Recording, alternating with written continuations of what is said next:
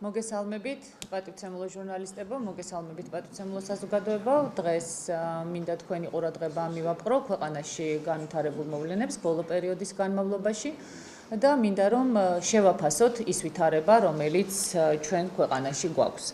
დღესდღეობით სამწუხაროდ ჩვენ უნდა ვთქვათ, რომ ქვეყანა არის ძალიან სერიოზული პრობლემების წინაშე, ძალიან სერიოზულ კრიზისში და ეს კრიზისი ეხება როგორც ქვეყნის პოლიტიკურ ცხოვრებას, ასევე ეკონომიკურს, თუმცა ეს ბუნებრივია, იმიტომ რომ პოლიტიკა და ეკონომიკა აბსოლუტურად განუყოფელია ერთმანეთისაგან. როდესაც ქვეყნის ხელისუფლება არის არაეფექტური და როდესაც ხელისუფლება ვერ ახერხებს ქვეყნის წინაშე მდგარი საგარეო გამოწვევების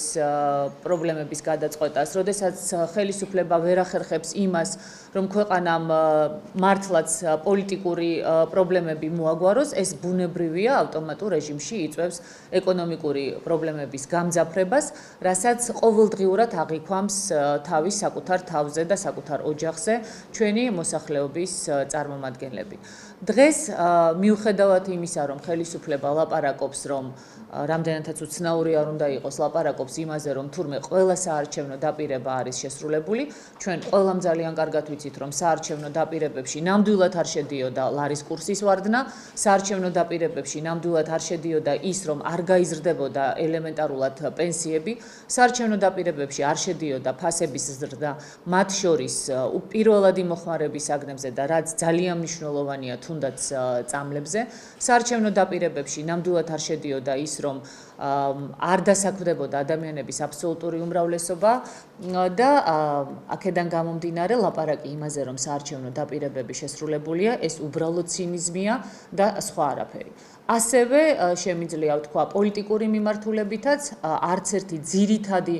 გზავნილი, რომლის საფუძველზეც ხელისუფლებაში მოვიდა ქართული ოცნება შესრულებული დღემდე არ არის, თუნდაც სამართლიანობის აღდგენასთან დაკავშირებით, რაც იყო უპირველესი მოთხოვნა საქართველოს საზოგადოებისა და საქართველოს მოსახლეობისა, სამართლიანობის არაღდგენამ გამოიწვია ძალიან სერიოზული სხვა პრობლემები, რომელიც არის პოლიტიკური პრობლემაც და ამავდროულად არის ძალიან მნიშვნელოვანი პრობლემა ქვეყნის უსაფრთხოებისათვის და სამართლიანობის აღდგენის ნაცვლად ხელისუფლებამ პრაქტიკულად უკუღმა განახორციელა ის მთავარი მოთხოვნა, რომელიც საქართველოს მოსახლეობას ჰქონდა და იმისათვის, რომ თავად გაძლიერებულიყო, თუმცა ესეც კი ვერ მოახერხა, ოღონდ იმისათვის, რომ შეენარჩუნებინა მთავარ ოპოზიციურ ძალად ნაციონალური მოძრაობა, გააკეთა ყველაფერი და შესაბამისად ამან გამოიწვია ნაციონალური მოძრაობის როგორც პოლიტიკური ძალის მკვდრეთით აღდგენა და მისი გაძლიერება. ეს ცალკე თემაა და ძალიან სერიოზული მსჯელობის თემა გახლავთ. ამაზე კიდევ დახუჭავდა ადამიანი თვალს ხელისუფლებას, რომ ელემენტარულად მოსახლეობისათვის პირობები შეესრულებინა და მოსახლეობის მდგომარეობა გაემუჯებესებინა, მაგრამ ჩვენ აღმოჩნდით ვითარებაში, როდესაც ხელისუფლება იმდენად უსუსური აღმოჩნდა, იმდენად უმოქმედო აღმოჩნდა, რომ საქართველო მე მგონი შევიდა მსოფლიო დედაქალაქების და მსოფლიო მეგაპოლისების ისტორიაში ერთადერთ დედაქალაქად, სადაც დღისით მზისით სახსალამათი ადამიანი ვეფხმა დაგლიჯა. ამის შემდეგ ხელისუფლების, ასე ვთქვათ, ეფექტურობაზე ლაპარაკი წარმოუდგენელი გახლავთ და სრულიად აშკარაა, რომ ყველაფერი უნდა გაკეთდეს იმისათვის, რომ მომავალ საპარლამენტო არჩევნებზე რადიკალურად შეიცვალოს ვითარება. მე პირდაპირ შემიძლია ვთქვა, რომ მე ვარ მოქმედი პოლიტიკოსი და ჩემი თანაგუნდელები და მე ყველაფერს გავაკეთებთ იმისათვის, რომ ამ არჩევნებზე მართლაც გარდატეხა შევიტანოთ ვითარებაში, ჩვენ აუცილებლად მოვალთ ხელისუფლებაში, მოვიყვანთ თან კომპეტენტურ გუნდს, ადამიანებს, რომლებმაც იციან რა უნდა გააკეთონ, როგორ უნდა უშუალონ იმას, რომ ყველა პარამეტრით ქვეყნის საგარეო და საშინაო მდგომარეობა გაუარესებულია, როგორ უნდა უშუალონ იმას, რომ ყველა ეკონომიკური პარამეტრი ქვეყანაში არის რადიკალურად გაუარესებული, თუნდაც შარშანდელ მდგომარეობასთან დაკავშირებით და ჩვენ ყველაფერს გავაკეთებთ იმისათვის, რომ ქვეყნის რეალობა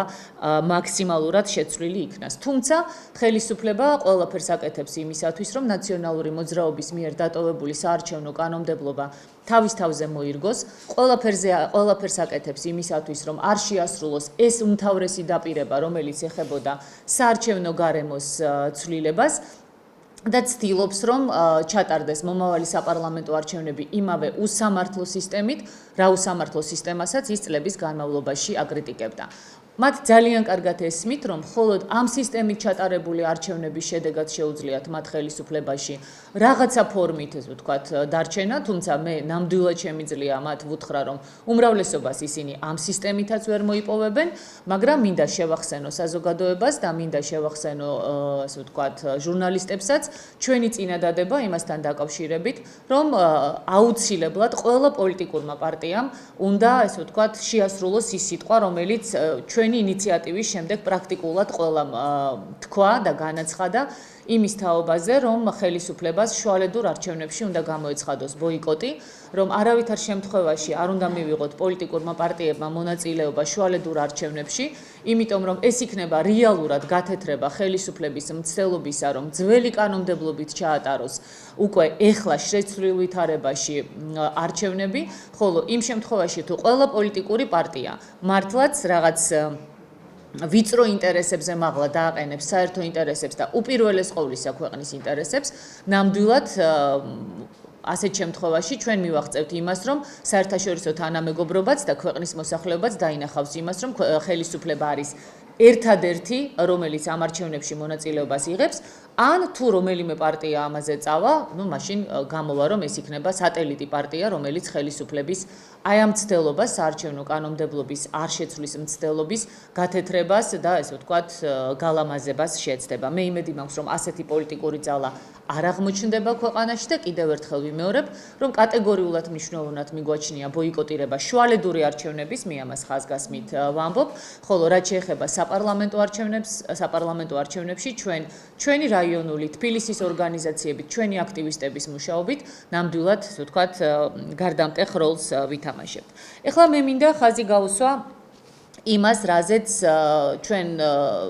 ხშირად ვსაუბრობთ ხოლმე და რაც ჩვენი ქვეყნისათვის ერთ-ერთი უმნიშვნელოვანესი პრობლემა გახლავთ. ეს არის პრობლემა, რომელიც პირდაპირ უკავშირდება ქვეყნის საგარეო პოლიტიკას და პირდაპირ უკავშირდება იმას, რომ ხელისუფლება აბსოლუტურად არაეფექტურად მუშაობს ამ მიმართულებით. თქვენ მე ვერ დამისახელებთ ვერც ერთ დაპირებას, რომელიც შეასრულა ჩვენმა ხელისუფლებამ, თუნდაც საგარეო პოლიტიკური მიმართულებით და ეს ის მიმართულებაა, სადაც ხელისუფლება ზოგჯერ თავს იწონებს ხოლმე, რომ თითქოს და მათ გარკვეული მიღწევები აქვთ. ვერანაირი მიღწევა ხელისუფლებამ ვერ დადო. ვერც დადებდა, მაგრამ უბრალოდ ამის თაობაზე მოსახლეობისათვის თავის დროზე უნდა ეთქვა ხელისუფლებას, ვერც ნატოსთან დაახლოების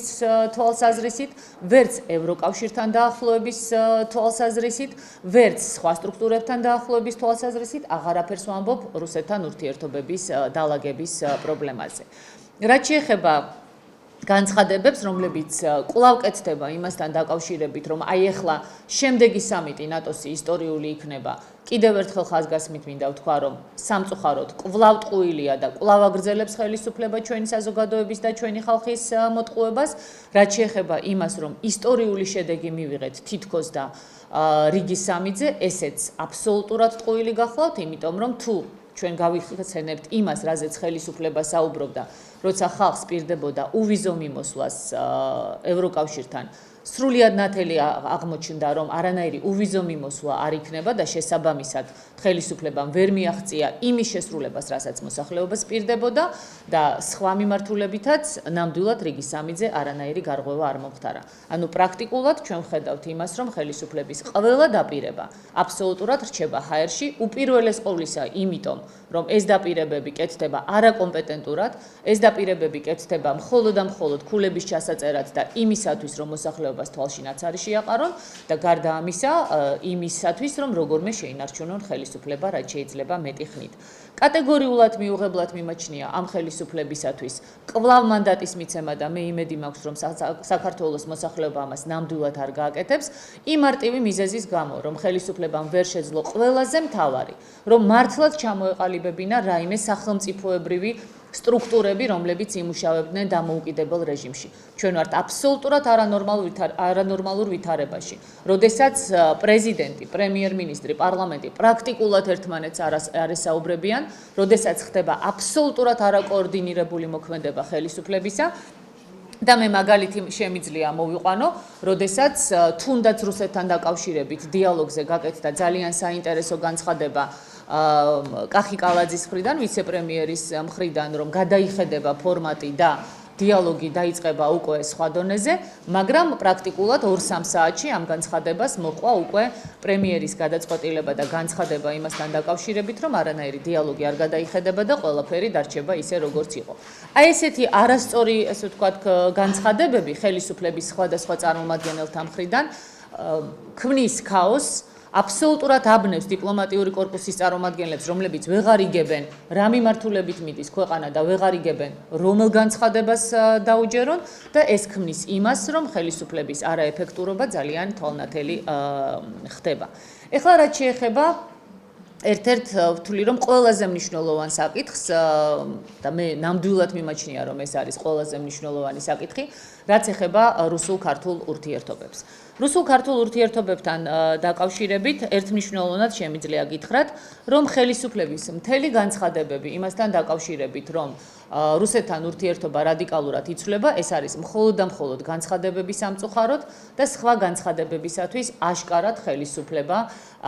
მზად არ არის. ეს ძალიან ნათლად გამოჩნდა, თქვენ ძალიან კარგად გახსოვთ ისიც, რომ თუნდაც როდესაც საუბარი იყო კარასინი აბაშიძის ფორმატის თაობაზე, მე არაერთგზის გავაკეთე განცხადება იმასთან დაკავშირებით, რომ ეს ფორმატი იმ ჩარჩოებით, რა ჩარჩოებითაც არის წარმოდგენილი, ნამდვილად პრობლემას ვერ მოაგვარებს და ჩვენ უნდა გავმართოთ რუსეთთან ფართო მასშტაბიანი მოლაპარაკება, სწორედ რომ პოლიტიკური პრობლემების მოსაგვარებლად. ძალიან მნიშვნელოვანია ბაზრის თემა, ძალიან მნიშვნელოვანია ვიზების თემა და მე ამას კვლავ დაუბრუნდები სულ 2 წუთში, მაგრამ იმისათვის, რომ ეს მოლაპარაკებები იყოს სტაბილური, იმისათვის, რომ ეს მოლაპარაკებები იყოს მყარი და არ შეიცვალოს